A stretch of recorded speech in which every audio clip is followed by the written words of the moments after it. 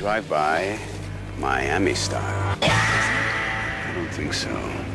You don't spend $1,000 on clothes that you're never gonna wear. 100 people throwing golf balls at the site of a death. Those odds are very slim, aren't they? So the question becomes, Alex, was the mob sent to draw us to the crime scene? Or sent to destroy it? We only had 1 week before deliberations. No need now.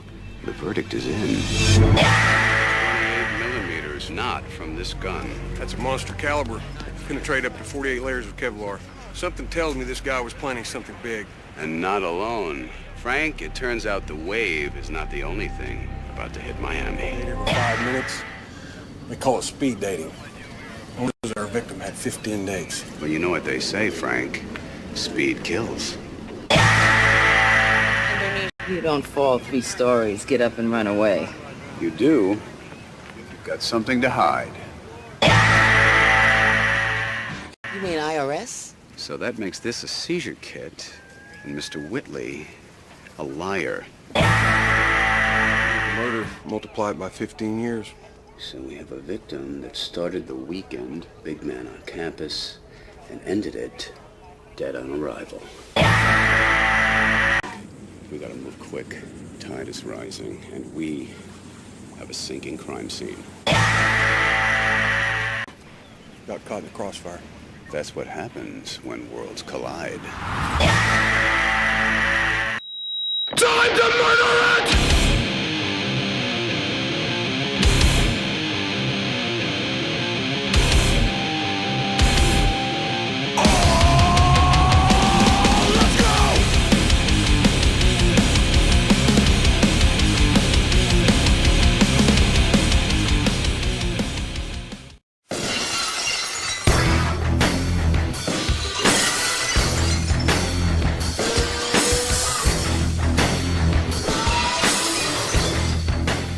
XFF, what is up? Welcome to Rippin' and Tearin'.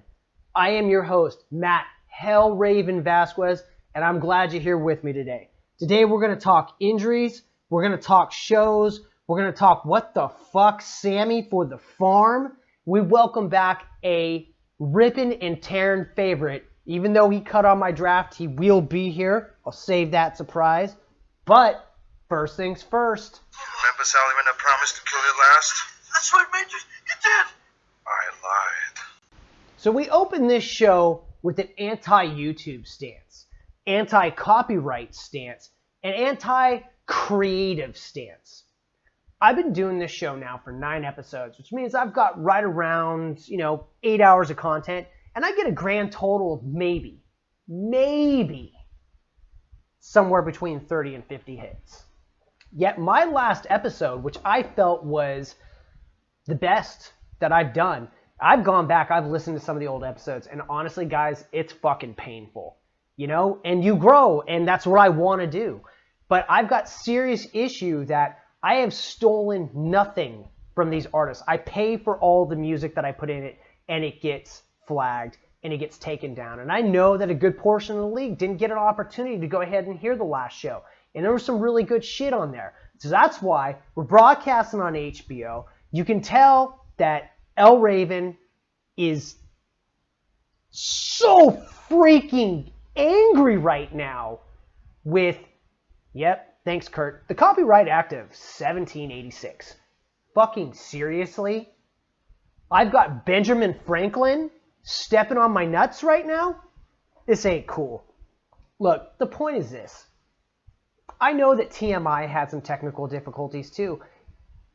I have a no monetization clause on my show, like on my stupid YouTube thing. I'm not making any money.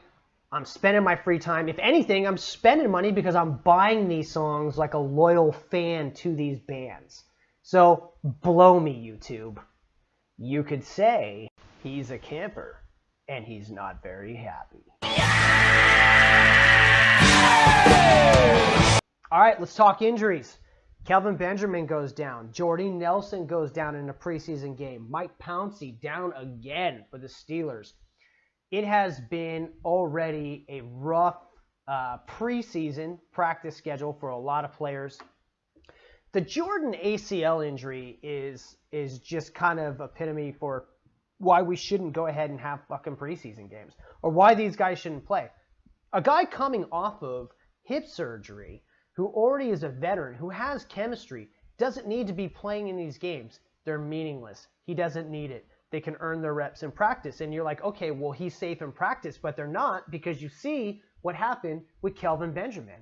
Kelvin Benjamin makes a non-football move, makes a football move. What is it? Who gives a shit? What's a football move? I'll make a football move on the way to the refrigerator to go ahead and get another beer.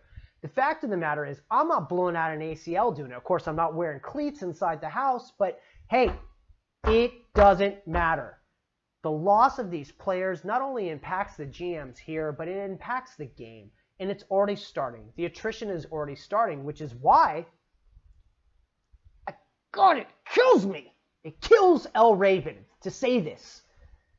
But a guy who had a draft like Brad did is just sitting back and licking his chops, because it's only a matter of time. So that gives a GM like myself a little bit of hope, who has a very young team, saying, well, maybe these guys will go ahead and become role players, but please, veterans I have, don't die, because it can crush your season.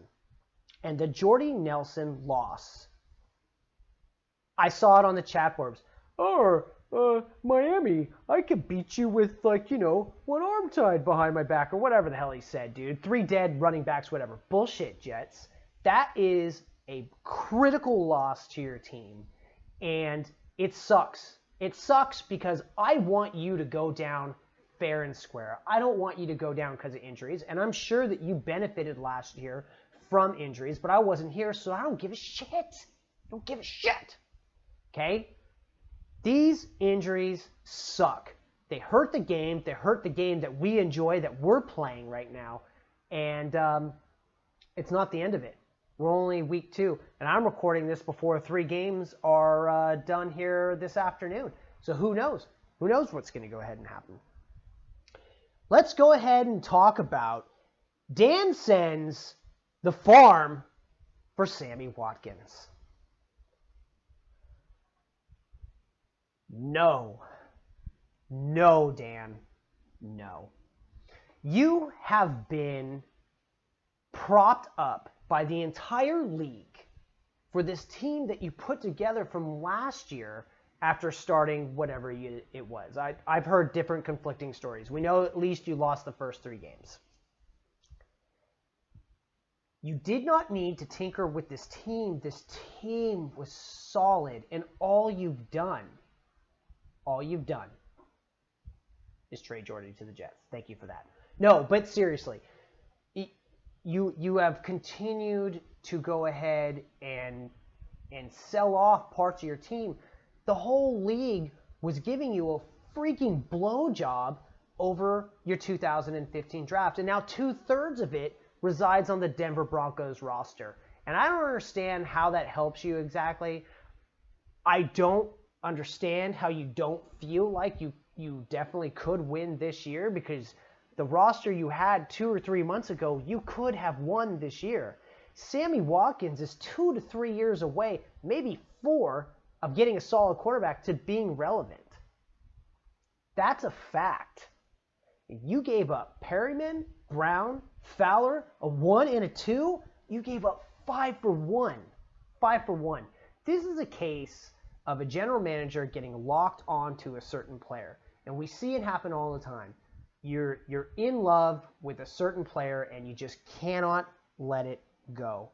And it is disappointing to see this. I just feel like this incredible team that you had is now a middle of the road contender. I feel like you've really helped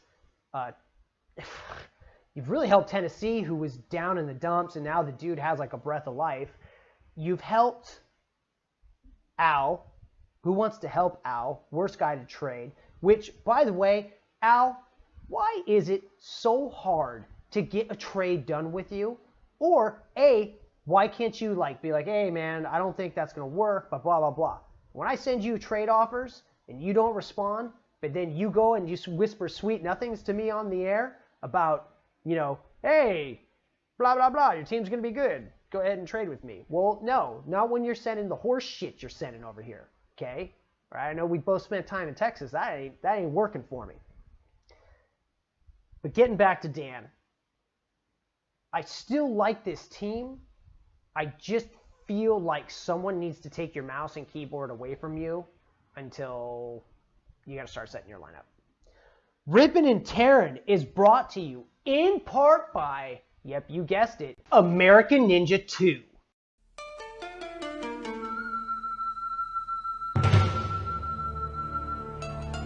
He has been taught the mystic arts of war. Sai. He has mastered 1,000 years of secrets. He has learned the way of the ninja. Now, a soldier on a suicide mission. They have been sent to paradise. Excuse me, ma'am. Wow. To defeat a conspiracy that threatens the entire world. Who set me up? I said who? The lion. Who's the lion? He's a millionaire. He made his money on drugs. He's doing research. The super ninja. The ultimate fighting machine. Like a predatory tiger, will feel no pain. Miracles. And know no emotion but hate. It's ninja against ninja. Tommy, the tower! Together, they must destroy the most powerful criminal empire the world has ever known. He must defeat the most lethal assassin alive, and they must not fail. Michael Dudikoff returns as the American Ninja with Steve James in American Ninja 2: The Confrontation.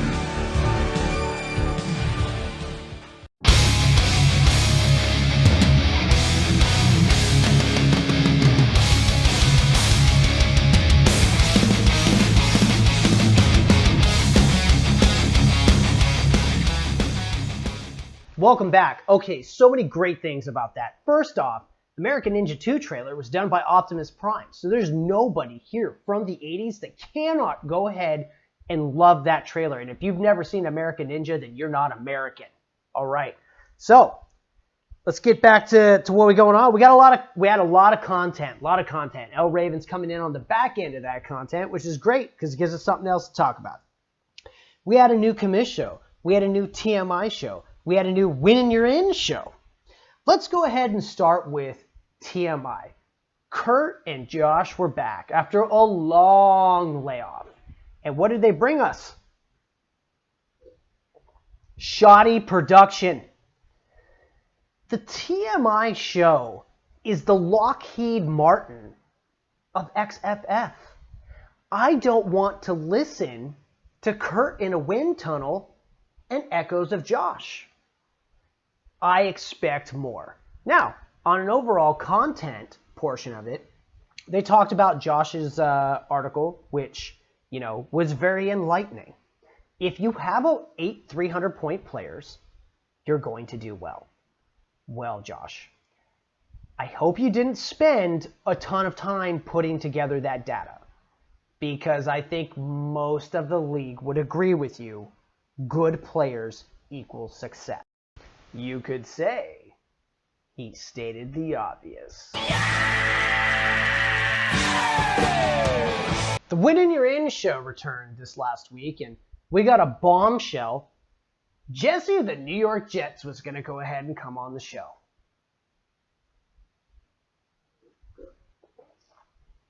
Sorry, I had to take a drink in sadness there because then John's work schedule wouldn't allow it. So, Jesse, gonna be live 2 weeks from now. Hey, call in, see how it goes. We're also very interested to hear from last year's champion. Conspiracy theories, blah, blah, blah. I don't give a shit if you're leaving or staying. The fact of the matter is that your title reign is about to be insignificant. So hey, congratulations on the $500. Nobody's calling you. Anyway, back to the Win and You're In show. So John's been off for quite some time. In fact, the last time there was a Win and You're In show, I, L. Raven, hosted it in total homage to the Creator Show. And so John was back, and I got to be honest with you, John, the rush showed a little bit. You have lost the Hammer of Murder. I have moved that title over to the Commish show, which makes it very attainable again. And the reality is, first things first, is that the pot stirred segment just didn't work for me. And it's not that it didn't work for me because I don't get where you're trying to go with it. I just didn't feel the value of that particular segment. That particular segment for that show. Kurt is a personal friend of mine. Commish has been put in some difficult situations over the course of the offseason. And some things went down. And I don't feel that rehashing that did anything for the league. That's my opinion, buddy. Okay? But I will tell you that I was very, very excited to actually learn your actual location of Syracuse, New York, that you were broadcasting from a little cubicle. And, you know, I've got a sneaking suspicion that you've been snacking on too much asbestos. And, you know, maybe you should lay off that shit. All right, the Commish show. Commish show. Highlighted by Commish's XFF public statement, Al, shut up. You know, I think he may be the only one who has that power over Al, and I'm sure 30 other general managers of the league appreciate that, Commish. Thank you. But I really, really like the part where Al called into light the fact that there may be a FIFA organization situation going on here where the Commish is siphoning money and we can't get Blog Talk working correctly. That was awesome. We probably need to go ahead and do an independent investigation, and I want to put a crack team on it. Only the best. We're going to go ahead and put Percy and Ron. Good cop, bad cop. Which, oh, Ron. Ron, if I could just have a few minutes of your time. I was so very happy to hear from you on the last show. And so I just want to go ahead and read off a few things to you. Oreos, Fig Newtons, Nilla Wafers, Coconut Dreams, Chips Ahoy, Animal Crackers, Ginger Snaps, Mrs. Fields, Chocolate Chip, Peanut Butter, Sugar Cookies, Pumpkin Cookies, Lemon Cookies, Oatmeal Cookies, M&M Cookies, and Chill Out Cookies. Ron, 58% of the league has had those cookies. Just because 58% of your roster is on teams that are being critical of you does not make our rosters your roster. Now, for a guy who says that he doesn't care, it sure doesn't show. You had talked about give some stats. I've never claimed that this is a stat show. I don't think anyone's ever learned anything here except how to have a good time. And you seem to be missing the point. Now, I've said in the past that I like your fire, and I do like your fire. But Ron, don't come after El Raven. Not unless you're willing to go ahead and put in the time and sit here and go to war with me on the airwaves. This is your warning shot. You could say Ron's playing with fire.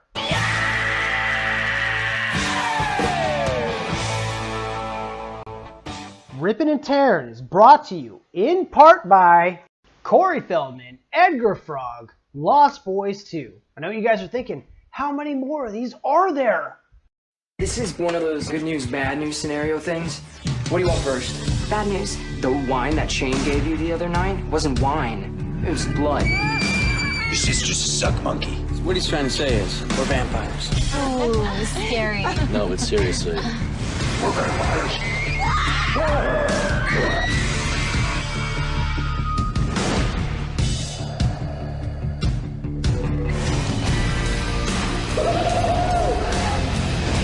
You have to see the world the way we do. You'll never grow old. You'll never die.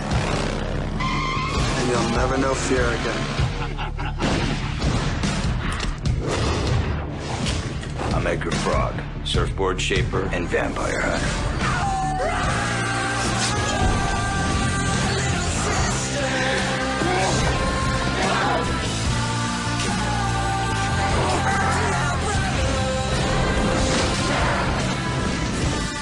Let's go kill some vampires.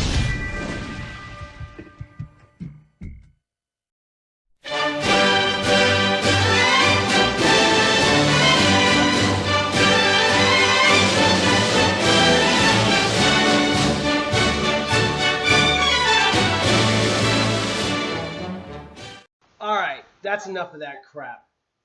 All right, so Mark, I got a question for you, man. They're saying that they say that my farm team is the single A Cleveland Browns, and somehow your farm team is a championship caliber triple A Indianapolis Colts. Now, the whole league has been blowing frickin' Indy over his draft the last 3 or 4 months. Now he's traded away 2 of his 3 first-round picks, Yeldon and Perryman, to your team.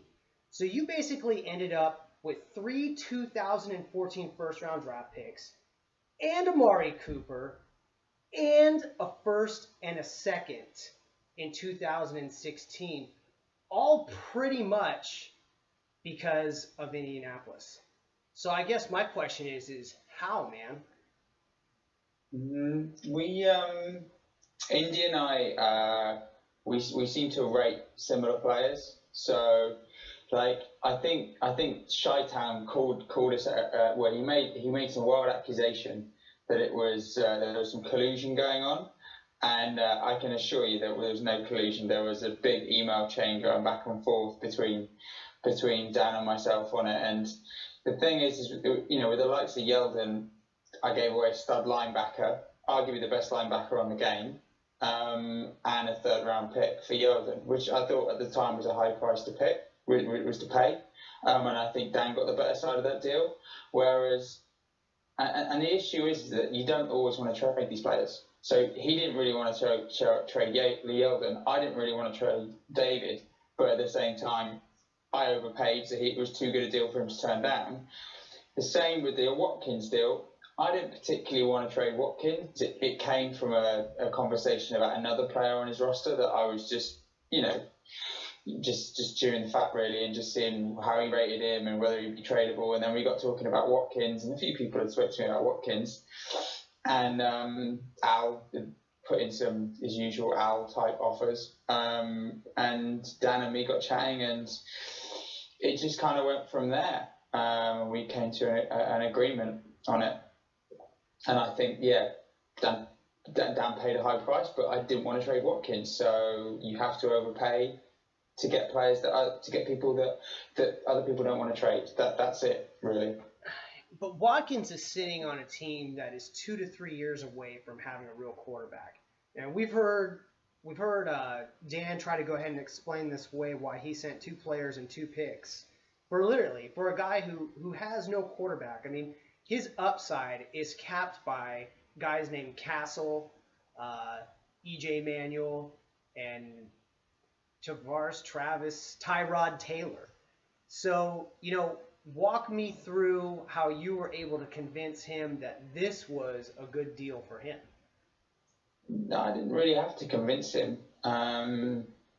He really wanted Watkins. So as far as I'm concerned, if he really wanted him, the conversation, it started at an initial offer that he made, and then I sort of named my price, and then we kind of went from there, and that's where it ended up. And then, there were some players on there like John Brown, who I really wanted involved in the deal because at the time Perryman hadn't had any scans done on his knees. So I didn't know.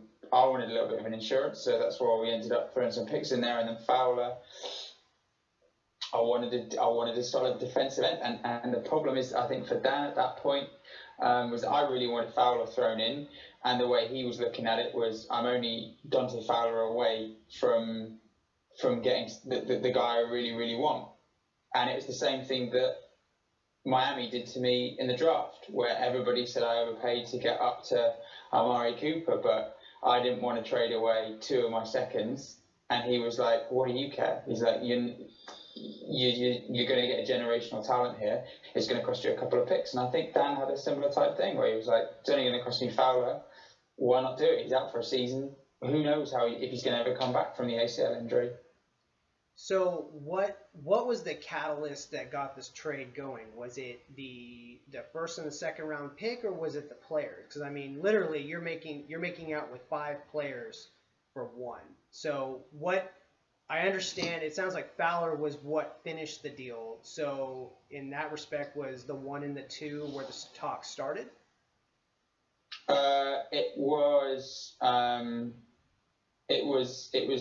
It started off as a first and a player. I wanted a different player. That's when he came up with Perryman. And I said to Perryman, I'd still need something more. And then it kind of went from there that he put in the second. But I wanted, at the time, I was really worried about Perryman's injury. So then I offered to put in a couple of picks. He put Brown in, and then I really wanted Fowler, and I had an additional pick in, and he wasn't keen on the Fowler addition, and we went back and forth on that, and then I added in another pick, and that made it work for him. That sort of tipped the balance, and that's where it went really, and that was the sort of the back and forth on it. But yeah, it started out as a first and 1 wide receiver. Well, I mean, I think it kind of shows throughout the season. I mean, in the off season, I felt like you gave up an entire draft for Amari Cooper. We'll see how that works out. I mean, I feel like maybe last year there was something with Watkins that was similar. There was. Yeah, I did a deal with the Bengals where I traded away my first, 3rd, 4th, and 5th round picks to get up from the 114, I think, up to the 101 to get Watkins. Wow. So I mean, you situationally, like if you look back on it, even though clearly you won this trade, you've given up a lot to surround yourself, to get Watkins, to get Cooper. So you win some, you lose some, I guess, and the landscape is ever changing, which kind of brings me to my next point, which is, the XFF has been up on your balls, buddy, pretty much all of the offseason. It's been Denver this and Denver that, and trust me, as the Baltimore Ravens GM, I've just about had enough. So I got a question for you, man. Right now, your running back situation week 1 is basically Ingram and nobody. Maybe Yeldon. We don't know what's going on with Yeldon. So, I got a question is, give me your starting 5 week 1 right now. And if you start 1-6 or 2-5, what's your plan?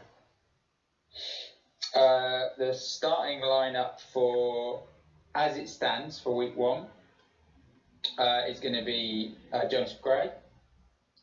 Then it's going to be TJ Yeldon,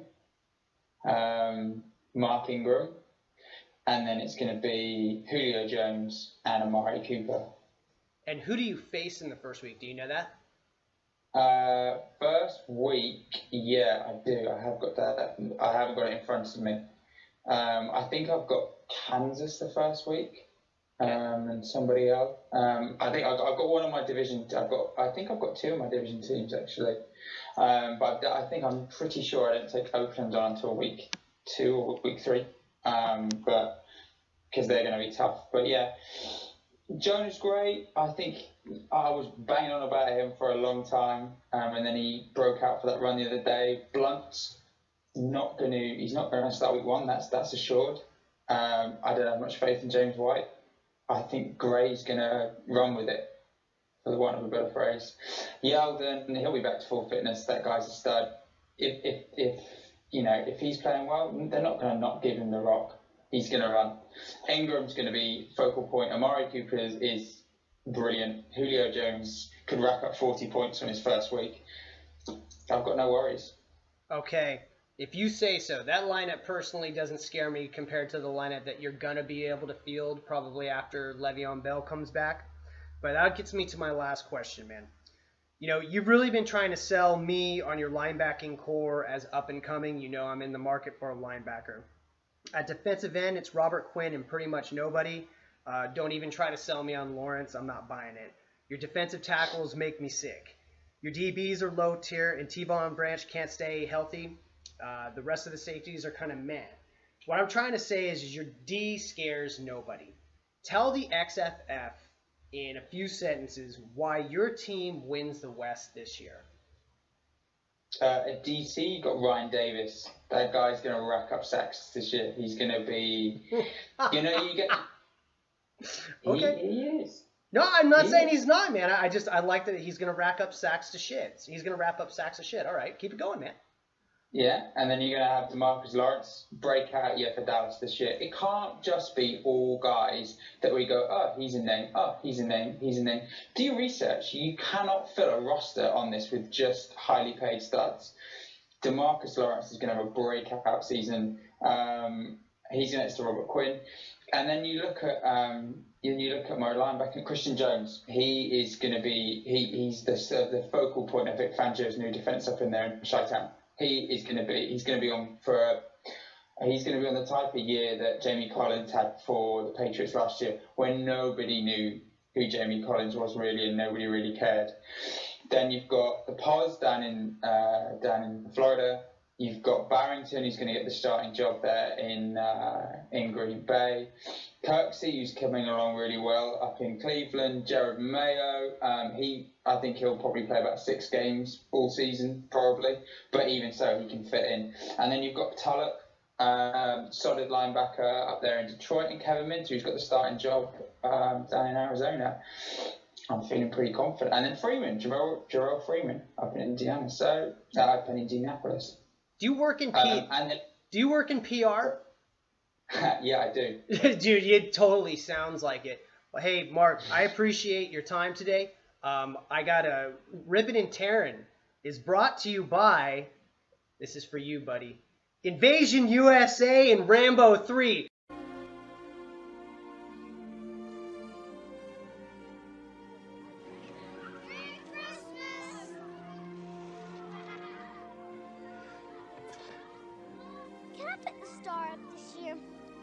Time for dinner. No one thought it could ever happen here. They are an army of international terrorists.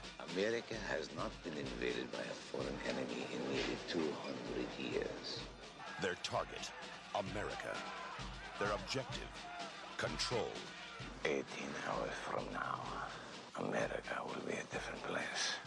Now, only one thing stands in their way. It's time to die.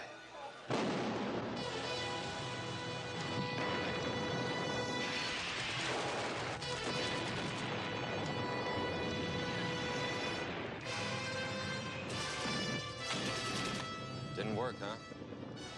Now it will. They wanted a war. See you in hell. He gave them one. Send me a postcard. Chuck Norris. Invasion USA.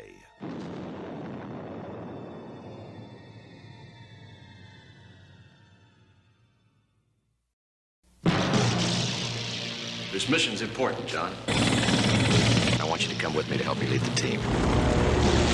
What do you say, John? I put in my time. What's that mean? It means my war's over. He never draws first blood. He only fights back. The first time was for himself. The second time was for his country. This time... Rambo, something went wrong. It's for his friend. Trump was a good man, and I'm really very sorry. You're just leaving him? do you expect us to do? Send in a Delta team? Create an international incident? What about me? By the way you look, I can see you have no experience in war, do you? Fired a few shots. That if you're captured, we'll deny any participation or even knowledge of your existence. Sounds familiar. Who is this John Rambo?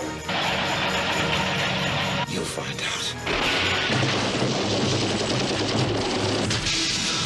I know he's your friend. But you cannot do this. You both will die. For what? Because you do it for me. What do you think this man is? God! Oh, God would have mercy. He won't.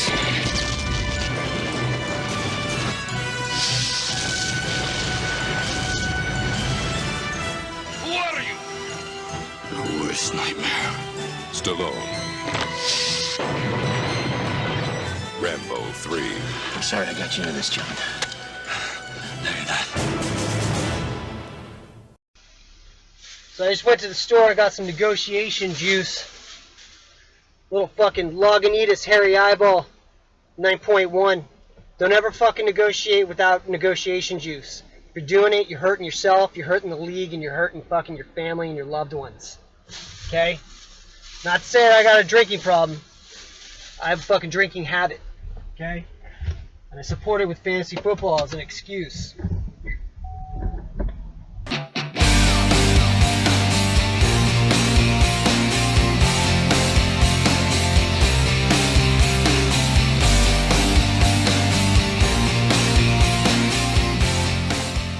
All right, that was a public service announcement by none other than L. Raven.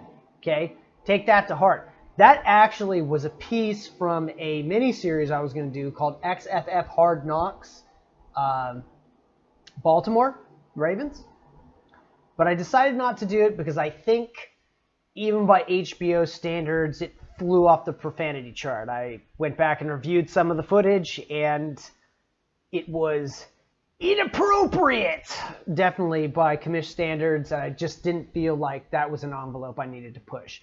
Doesn't mean that I won't bring it back at some point. I do have a chronological order going on, so nobody try to go ahead and pirate what I pirated from HBO, because that's intellectual property of HBO through L. Raven.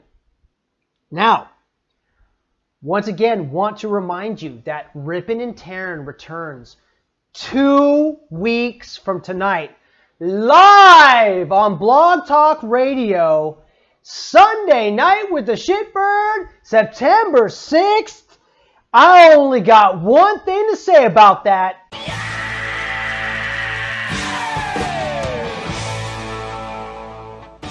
How can you not be excited about Sunday night with the Shitbird? A 2-hour show. 2 hours! I'm taking on the commish.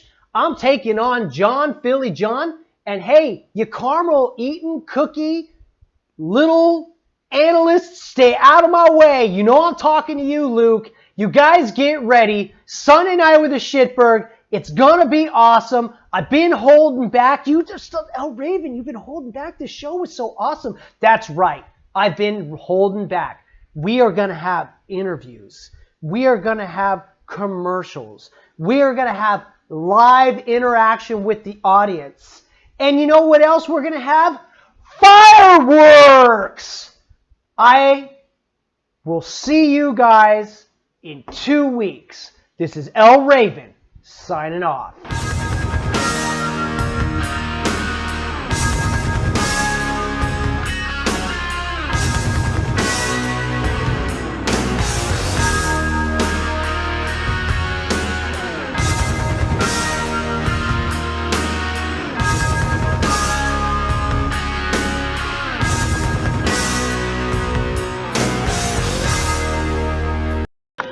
They are reducing speed. Aurora, patch me in. Aye, sir. You're on, Admiral. This is Admiral Kirk. We tried it once your way, Khan. Are you game for a rematch? Khan. I'm laughing at the superior intellect. Full impulse power. No, sir. You have Genesis. You can have whatever you... Full power. That was for you, John. I'm going to go ahead and blow the doors off any show you've ever done on September 6th. In the meanwhile, go ahead and enjoy some asbestos, you son of a bitch. Call me. Also, almost forgot, shout out to Jacksonville.